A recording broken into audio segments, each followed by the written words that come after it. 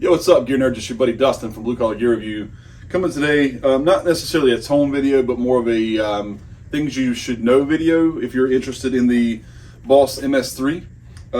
This is a multi-switcher unit with a ton of little loops and stuff like that, where you can insert pedals and control other amps and control all kinds of bells and whistles and features. That's all really cool. Like, it's got a boatload of features, but this is not necessarily a buyer beware video. This is not the intention. But there are things that I wish I would have known before I purchased this unit. It does not take away from how good it sounds. It sounds fantastic. But there are some just some ergonomical features that, as a musician, as a player, trying to set up a pedal board, trying to integrate this into a rack or a rig, that I wish I would have known up front. If you guys are interested in sounds and samples and programming and stuff like that, we can do that in another video. This is to help you make sort of a decision if this type of unit will fit on your board and integrate with your cables, your pedals that you're already using. So let's take a closer look at the unit itself. I'll further explain what I mean by that. I don't hate it. It sounds great. It sounds awesome. I'm trying to sort of integrate it in some other stuff I'm using, but there are things I wish I would have known before I purchased the unit. So let's take a closer look at the actual housing, the switches, and then most importantly, the jacks and connections and things like that. All right, Gear Nerds, sort of a close-up look of the unit itself and what I was sort of explaining in the intro. Let's take a look here. It's going to be sort of awkward. My big clunky self is going to be in the frame a lot, but it is what it is.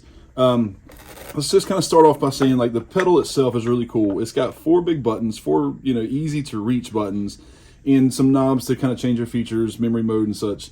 We're not really diving into the actual programming. We're talking about the connections and how to get to stuff, right? A couple of cables plugged into some of the jacks to kind of give an illustration here of how sort of tight it can get, and then where your input jack is on the actual unit to plug into it. So this is a D'Addario Planet Waves custom cable where you cut your cables of size. This is your regular Hosa patch cable, and this is the Amazon special because the barrels are a bit smaller. Ordered a few of those, and I had some other just kind of stuff laying around. This is hopefully giving you an example of how close or how tight these cables can start to look and get if you're really trying to cram a few things in using all 3 of the loops of this unit. I know that I'm not trying to get into the technical explanation, but the loops are designed such that you can integrate up to 3 of your favorite stomp boxes in this unit. So if you have drives or distortions or whatever you want to put, it doesn't have to be a distortion. It can be anything that you want to put into the programming of the unit. Then you get into your outputs. So you have just cables right on top of each other to get to everything, including your expression. It does have a connection for your USB if you want to hook up to a computer for programming, MIDI out, and then your power off and on. And then this can also be powered. It comes with a DC adapter, but you can use a pedal board, pedal power to power the unit, so you don't have a separate adapter there. It's all fine and good. It's cool. But once you start getting a lot of cables into the mix, you start to worry about them kind of bunching up next to each other. You have to have a board with some sort of slit in them to route them around. If you're trying to lay cables next to each other, that kind of thing, they just start to get hard to get to. They become on top of each other. You have to really worry about how you're routing everything to be able to sort of get it to where you want to go. Not a bad thing necessarily if you have the flat back cables or whatever, but if you start to look at the different size barrels on each of these cables, you start to run out of space pretty quickly.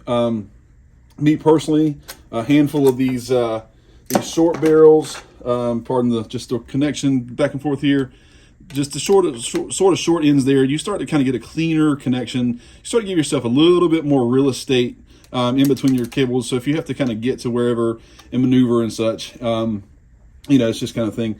So if you're sort of OCD like me and you're wanting to have a nice, tight, clean pedal board, consider as you're building your board, and this is a board I'm working on building, consider in your build real estate for your cables and your barrel ends and things like that, and being able to get to your connections kind of as cleanly as you'd like. So I don't know.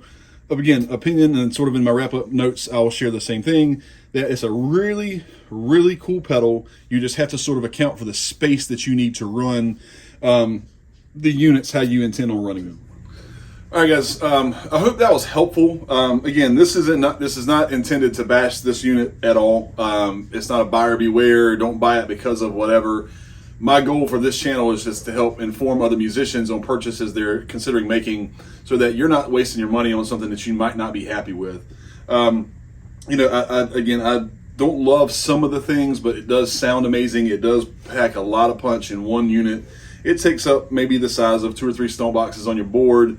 But again, as I showed you up close, some of my gripes and some of my complaints necessarily are how close the jacks are to each other, how tight they are, and then, you know, having to use certain style cables to really be able to really kind of tighten your footprint up, I guess, if you will, and not sort of impede on other jacks because your cable barrels are too big or too large. And then the input for like your guitar or whatever you might have in front of it, maybe a little wireless, it all just sort of is buried. It's really compact, almost to the point of being too compact to really, I don't know, just to make it easy to manipulate, if you will. That being said, the functions, features, everything that's inside this machine is awesome. You can control all kind of cool stuff, but as far as just, you know, what you're trying to achieve on your pedal board space, those are the things I would suggest being mindful of as you're looking to purchase.